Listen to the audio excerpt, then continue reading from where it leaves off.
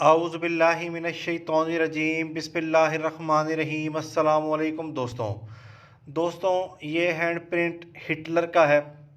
अगर हम इसके हैंड प्रिंट को देखते हैं तो माउथ ऑफ जुपिटर अच्छे तरीके से डेवलप नज़र आता है और माउथ ऑफ जुपिटर के ऊपर एक 12 दरी गैर मामूली अलामत पाई जाती है, जो कि प्रोफेसर सादिक मलिक के मुताबिक एक राजा योग की अलामत तस्वुर की जाती है।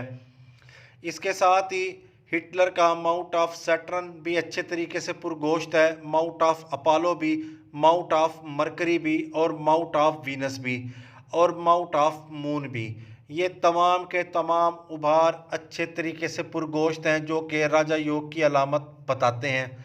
इसके साथ ही अंगूठा इसका लंबा है, जो कि लीडरशिप क्वालिटीज़ को जाहिर करता है। इसके साथ ही माउंट ऑफ मरकरी के ऊपर अमूदी ख़त पाए जाते हैं, जो कि बेहतरीन कम्युनिकेशन स्किल्स और मैनेजमेंट स्किल्स को ज़ाहिर करते हैं। बेहतरीन सल लाइन है, जो कि शोहरत को ज़ाहिर करती है। इसके साथ अगर हम दिमाग की लकीर की बात करें, दिमाग की लकीर काफ़ी ज़्यादा शानदार है, मगर इसके ऊपर जजीरे पाए जाते हैं, जो कि जहनी चोट और डिप्रेशन और शदीद जहनी दबाव को ज़ाहिर करती है।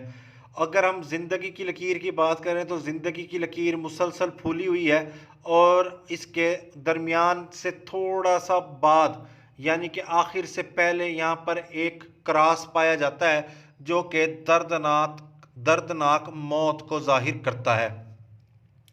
इसके साथ ही अगर हम किस्मत की लकीर की बात करें तो किस्मत की लकीर के आगाज़ में क्रॉस पाया जाता है, जो कि कदीम पामिस्टों के मुताबिक एक अच्छी अलामत तस्वुर नहीं की जाती थी, मगर जदीद पामिस्ट इसको रद्द करते हैं। मैं इस बात की तहकीक में नहीं जाना चाहता कि वो क्या कहते थे।